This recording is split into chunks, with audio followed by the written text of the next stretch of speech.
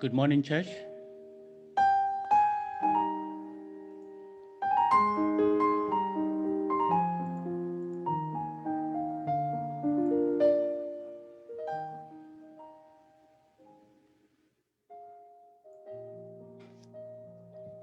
Elder Makamba.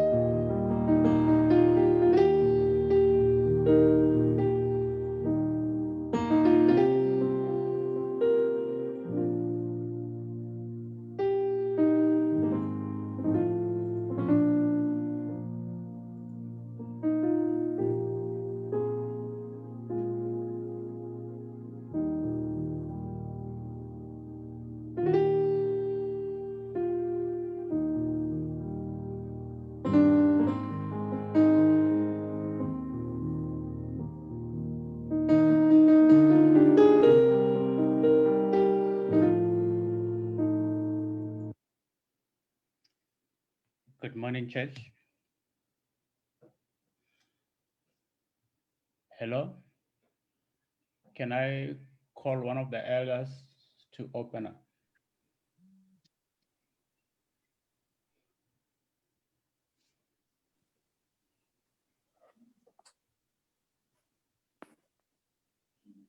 Good morning. Can you hear me? Yes, Elder.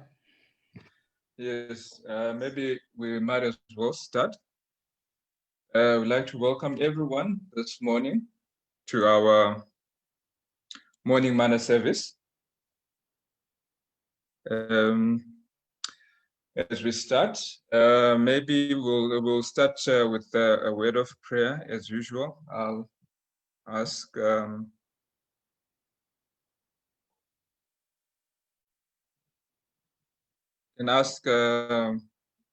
Elder Mpedeswa if you can pray for us.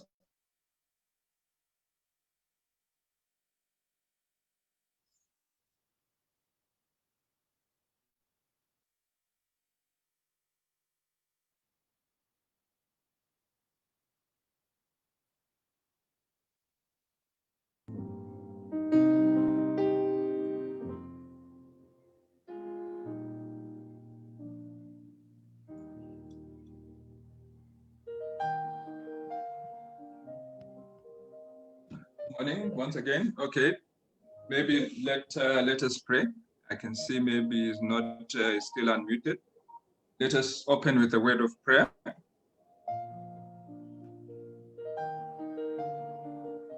Elder Pule.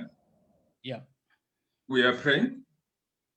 Our Father, who art in heaven, we thank you, Lord, for the precious gift of life you've given us this morning. Father, as we start the program, we pray and ask the Holy Spirit to be with us. May you lead us, may you guide us. In a special way, may you be with the one that you have sent to give us the word this morning. Speak through him, Lord God Almighty, so that, Lord, we may hear the words of life that you have for us this morning. So we pray, Lord, the words that you give us, Lord, may it not be in vain that we hear them, Lord, but may they, Lord God Almighty, bear fruit in our lives, Jehovah, that honor, glory, and praise be given unto thee. We pray and ask all these things in Jesus Christ's name. Amen. Amen. Amen. Once again, I would like to welcome you this morning to our morning manna service. Without taking much time, I will go ahead into the message that is coming from our pastor who's been taking us through this whole series, Pastor Joga. And this is his time. Once more, in the name of our Lord and Savior, we want to thank God for giving us this opportunity to be able to listen to his word as we continue to discuss the aspect of stewardship, what it is all about, so that we have an appreciation of God as an honor. We have an appreciation as stewards who are supposed to act on behalf of God. So far, we have actually established that God's ownership cannot be contested because God has a right, by right of creation, he has a right also through redemption. So he has a claim on us and everything that we have. And I also want us to be reminded that when God actually created us, God gave us the task to take care of all that he had created. According to Genesis, the Bible talks about the birds of the air, the fishes, and everything on earth. Man was given dominionship. We mentioned that by giving dominionship to man, God did not surrender ownership. God remains the owner. This is why there was a constant reminder in the Garden of Eden to remind Adam and Eve that they were stewards, because they were boundaries that always reminded them of the position of God. So as we continue in this segment, we are simply addressing what the steward ought to remember, what the steward does not need to forget, in just trying to actually make sense of what we have said so far. Let us bow our heads in prayer. Kind and loving Father, we come before you. We want to thank you as we gather. We pray and invite your presence wherever we are, in our houses, wherever we are gathered to listen to your word. May you speak to us in a special way. In Jesus' name, I pray. Amen. So what is it that the steward needs to remember? What is it that the steward does not need to forget? Point number one, we need as stewards to remember that God is the rightful owner of the earth and everything in it. We are not co-owners with God. You know, when we forget that God is the owner, we may find ourselves trying to actually contest his ownership. We may find ourselves trying to put ourselves in a position of God. You will remember also, as we were defining the word steward, if you still remember, there is an aspect that we mentioned where the danger comes in from the steward, because this steward is also supposed to live on the same resources that he is a steward of. And so because of that danger, the steward ends up thinking, looking at themselves as an owner. I want to say that we need to remember that we are not co-owners. We need to remember that God is the sole owner and we remain his stewards. The next point that I would want us to remember is that whatever we have has been entrusted to us by God so that we can manage it on his behalf. Whatever I am holding in my hands has been entrusted to me by the owner.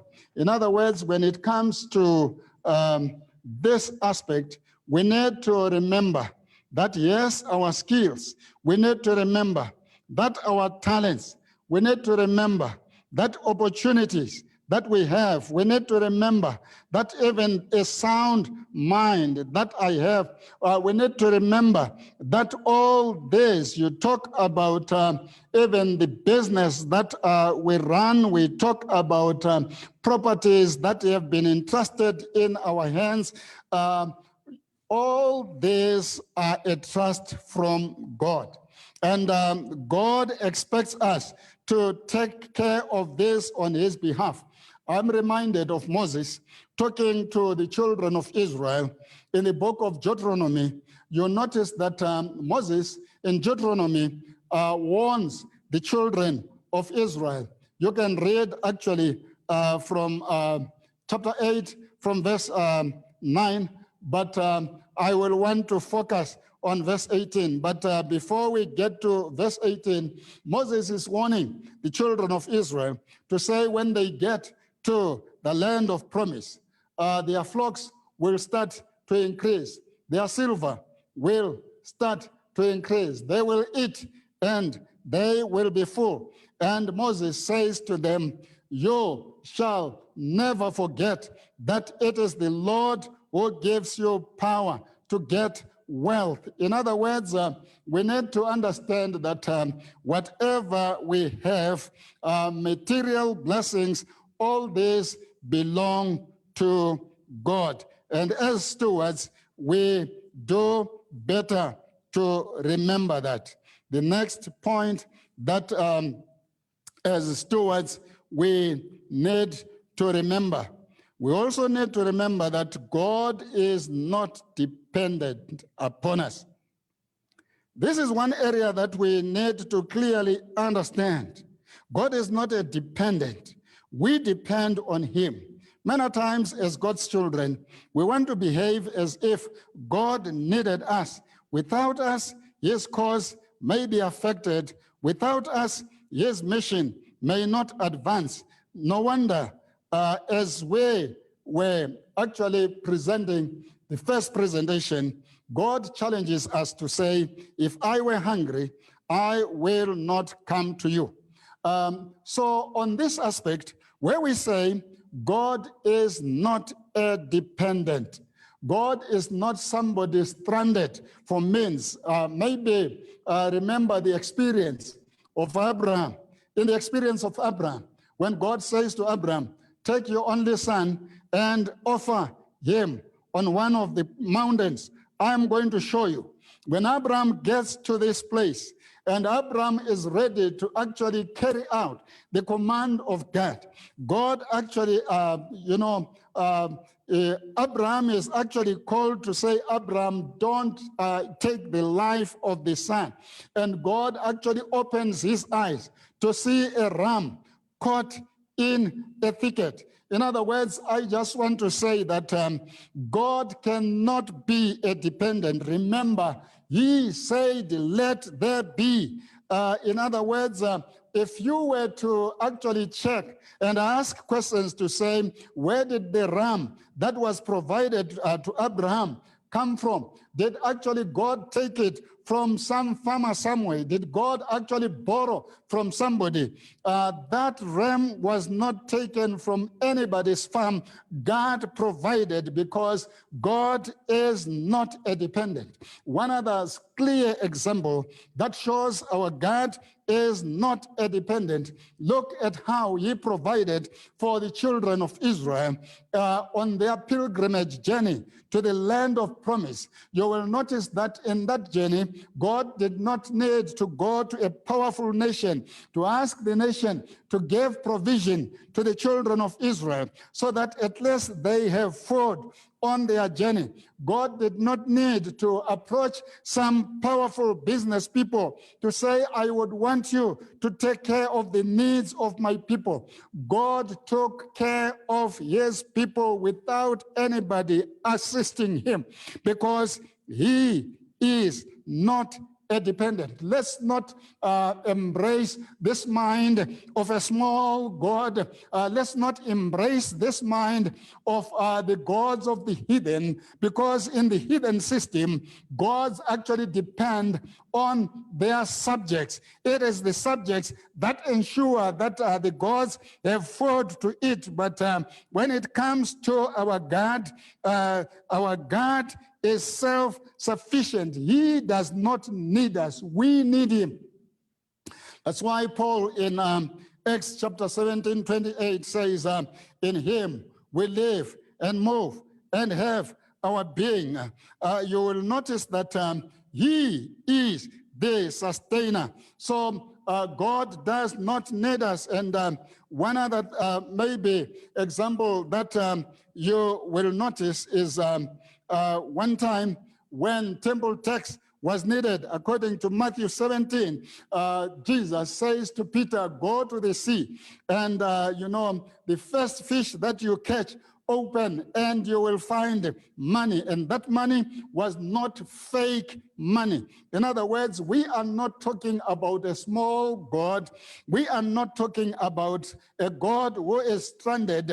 We are not talking about a God who is begging from his subjects. We are talking about the God who owns everything. And so the steward ought not to be tempted at any time to think that it is God depending on the steward. It is the steward who needs God. God does not need the steward. The next point that I want us to look at that we don't need to forget as stewards, that we should manage God's property in the manner that God would like it to be managed. We should be asking him to help us to manage that which he entrusts to us. Being conscious of this fact would affect the way we treat our pets, our property, and even how we relate to other people. This point again, if you remember in our introduction, as we were actually trying to define stewardship, there was a point where we said somebody has looked at stewardship and said stewardship is a lifestyle.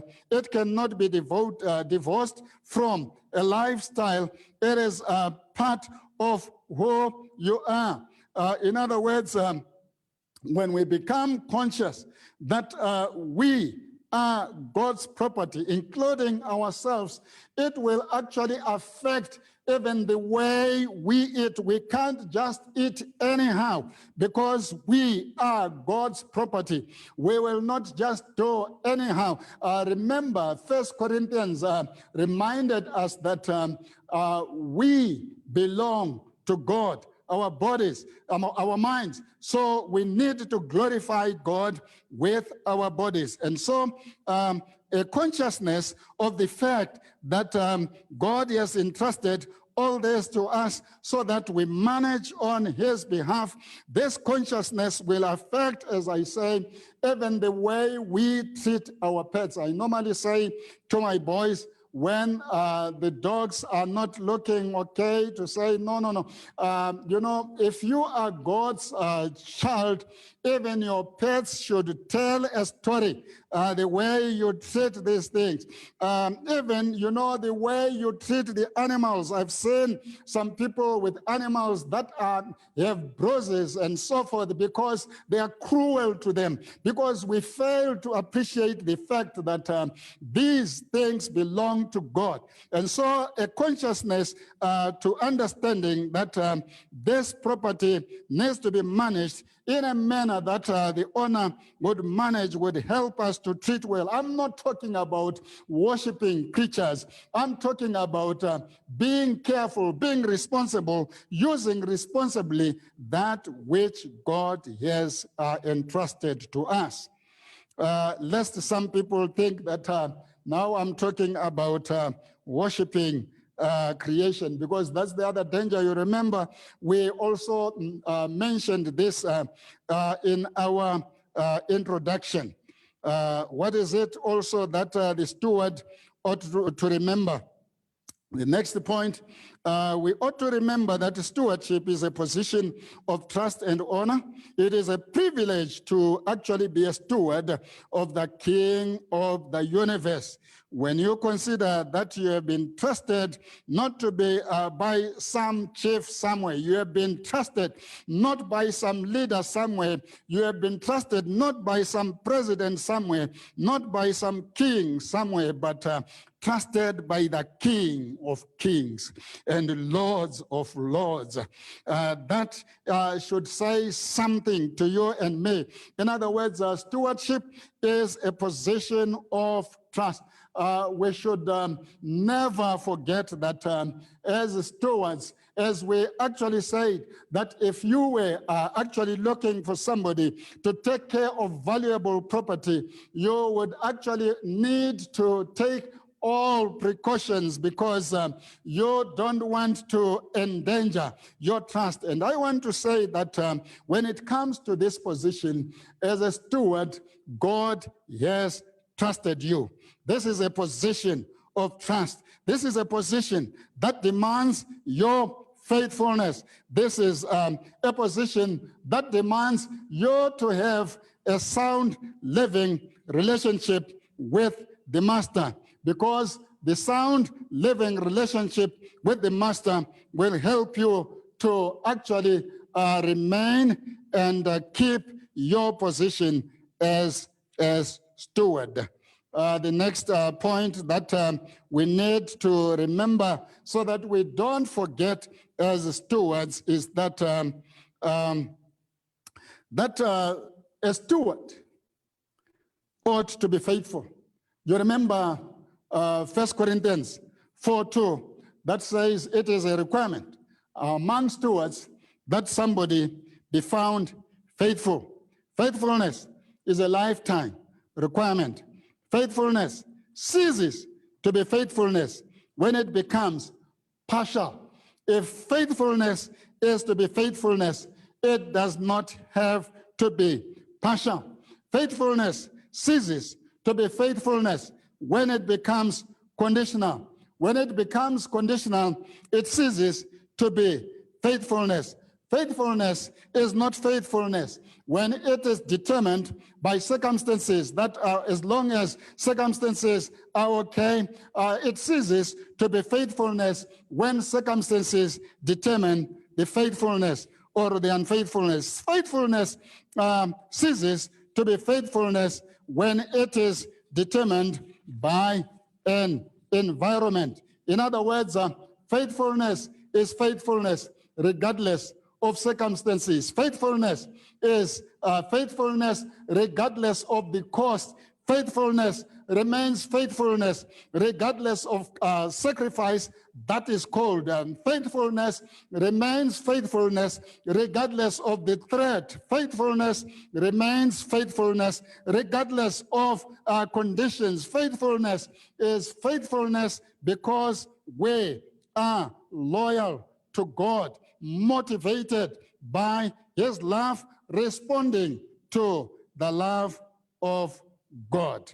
And so a steward needs to remember that they need to be faithful. I remember at one time I had moved to a new district.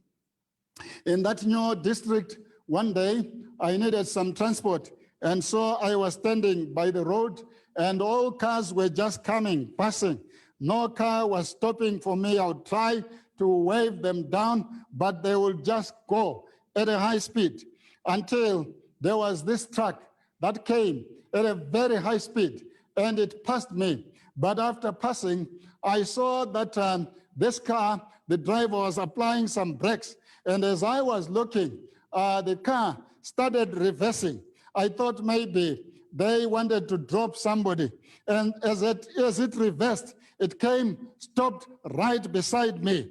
When it stopped right beside me, I didn't know what was happening.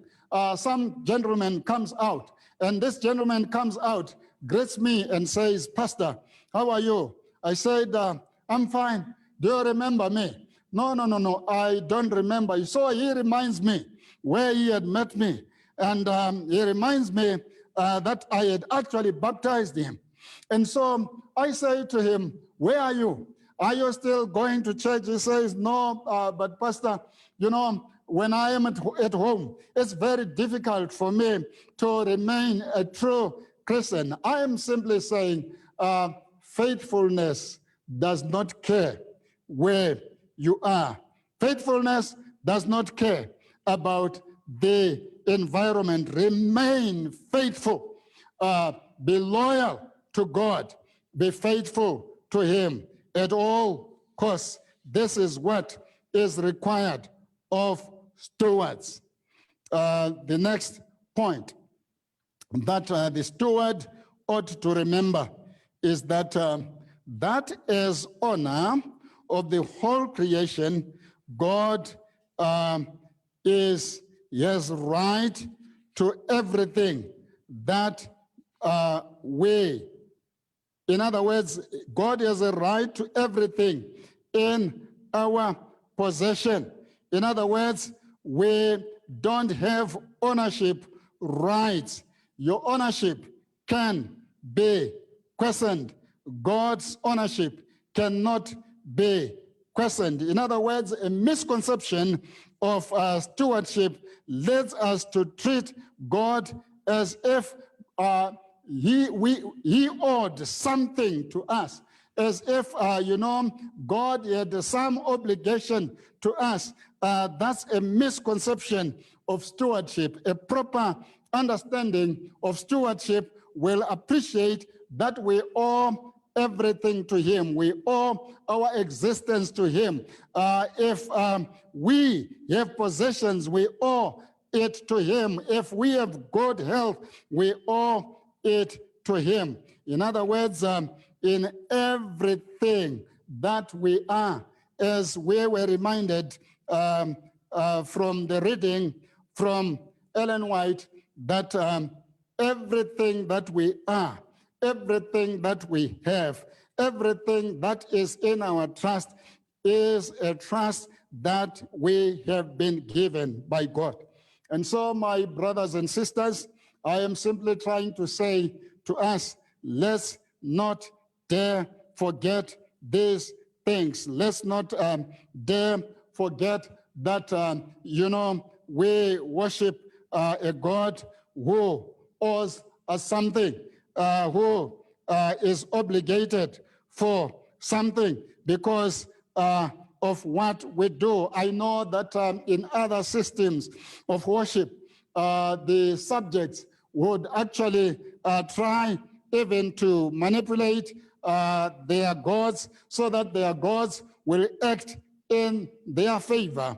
When it comes to the God of heaven, the true God, we don't manipulate him. We don't move him to our favor. He already loves us.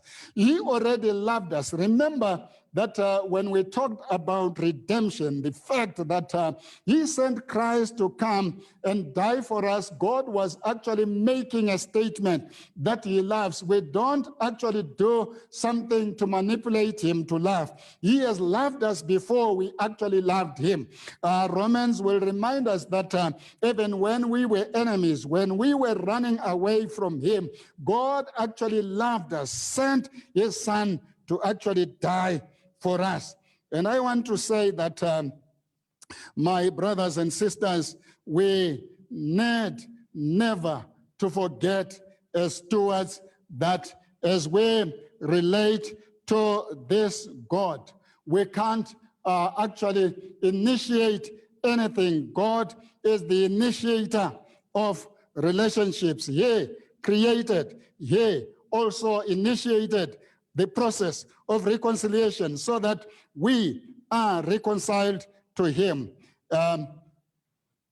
My brother, my sister, I'm saying to you at this moment, as we wind off this presentation, never forget, remember God as the owner of everything. Remember that we don't call on with him. Remember that whatever has been entrusted to us, we manage on his behalf. Whatever I'm holding in my hands, it has been entrusted to me. Remember also that God is not a depending on us. God is self-sufficient. We need him. And also remember that we have to manage the property of God the way God expects the property to be managed. Manage as if he was managing it. We also need to remember that stewardship is a position of honor and trust. And remember that faithfulness is a lifetime requirement. Faithfulness is not supposed to be partial, conditional. Faithfulness is not supposed to be governed by circumstances, nor the environment. Faithfulness remains faithfulness regardless of threat, regardless of the sacrifice that is involved. God expects you and me to remain faithful. May I appeal to you as I appeal to myself that the Lord will help us not to forget, that God will remind us always that we need to be dependent upon him, that God will remind us that we need to maintain our trust in him so that we become the kind of stewards God expects us to be, that we need to be reminded that all the time, let's recommit all those things that he has entrusted in us, to ask him to take charge, because we cannot control, we cannot keep that which is beyond our capacity. Only God can keep and preserve his own. If that is your desire, I will invite you to bow your head with me as we pray. Kind and loving Father, once more we come before you. We want to thank you for speaking to us. We want to thank you for this reminder that as stewards, we don't dare need to forget certain things. And yet, Lord, we know that because of sin, we are so forgetful. We easily forget. We pray that you may help us so that we develop a habit of trusting and depending upon you, so that we develop a habit of committing ourselves to you all the time, so that you take control of our lives, you take control of our minds, lest we slip into the danger of forgetting who you are. We want to commit ourselves, dear Lord, that you help us as your children so that we remain in you, as you have made it clear that we can't bear fruits outside you, just like a branch that cannot produce. Dear Lord, we want to remain connected to you so that at the end, when you shall appear, we are going to hear the blessed words that will say to us, good and faithful stewards, good and faithful servants, you have been faithful over little, I will put you over much. Thank you for hearing us, and thank you for accepting us. In Jesus' name, I pray. Amen.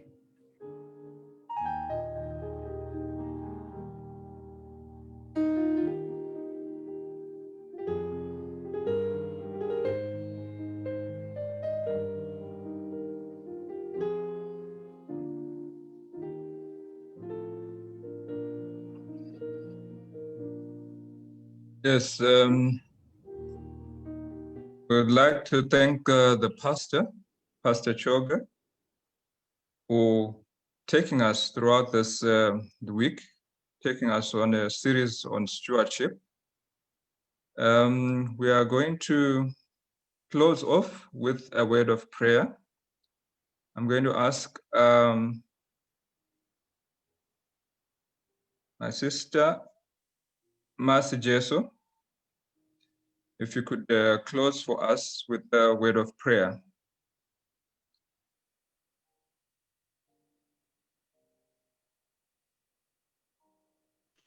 Let us pray. We thank you, gracious Father, for the love that you have over your creation. We want to say thank you, dear Jesus, for having spoken to us this morning. We want to give you honor and glory. And we thank you, Lord, for the great God that you have imputed upon your people, your church, throughout the community. May the intended purpose of this meeting be met in Jesus' name. We pray with thanksgiving in our heart. Amen. Amen. I would like to thank you all for joining us in this service. I'd like to remind us that our next service is at 1:10, our prayer service. And I invite you all to join us also as well in the evening for our evening service. Let's continue inviting our friends, inviting our families to join in this week of prayer. May we continue to pray for the remainder of this program. May God bless you as we go to our different places. Some going to work, some going to school. May God be with you. We will disperse as the communication team plays some music. Good morning. Amen. Beyond the sky. Amen. When the suffering's over, Amen. get my wings and fly. When Jesus says it's over, oh, what joy that will be.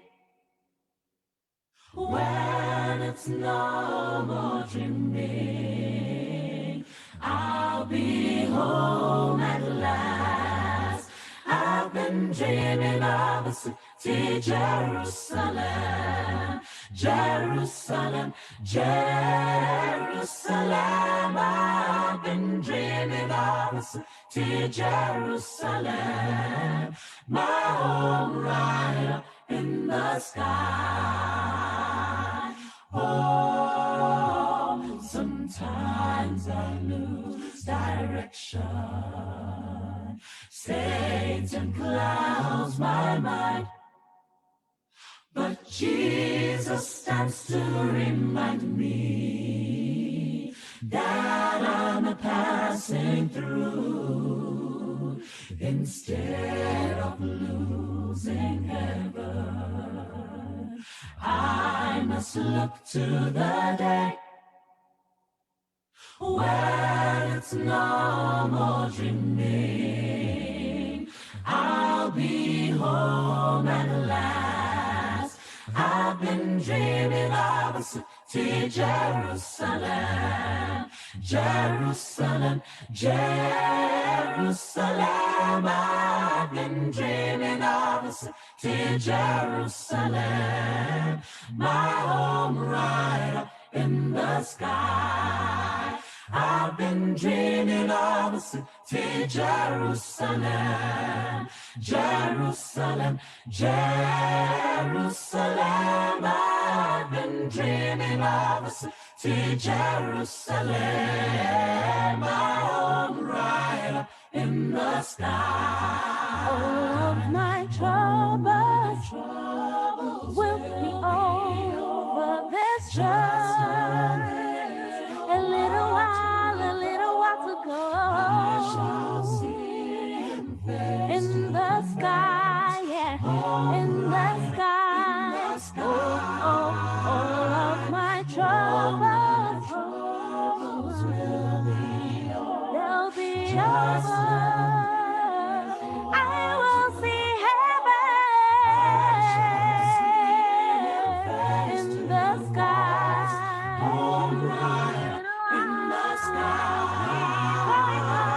Going home, yeah. They'll be over. Just a little while. I'll see heaven in that city. Home right up in the sky. All of my troubles will be over in just a little while, in just a little while. Oh, in the sky. Home right up in the sky. I've been dreaming of a city far beyond the sky. When the suffering's over, I'll be home at last.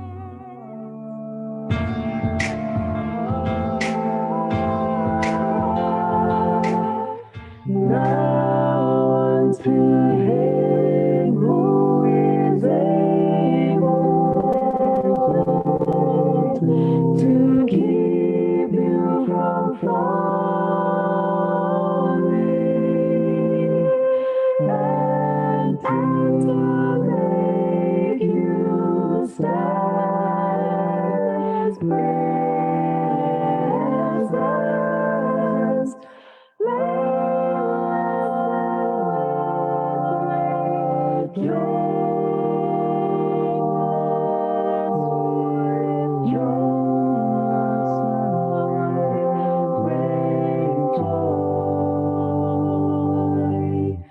to the only God our Savior, through Jesus Christ our Lord. Jesus Christ the glory and the majesty, dominion, and authority, world forever.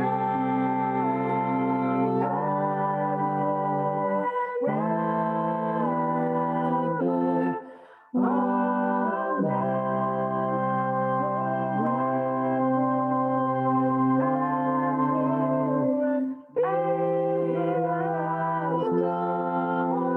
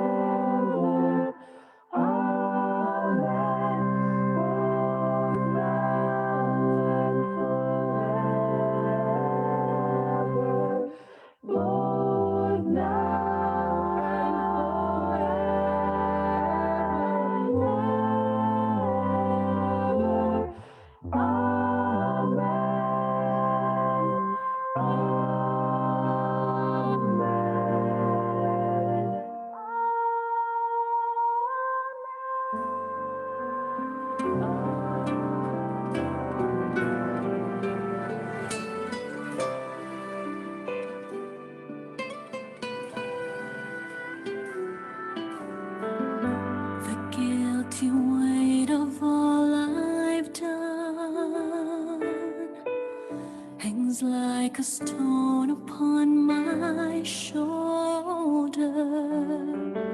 I've lost more battles than I've won, and bit by bit my heart's grown colder. But still there's mercy left for me, for in the cross of Jesus Christ I see a place where hope is still alive, where love remains for me unshared.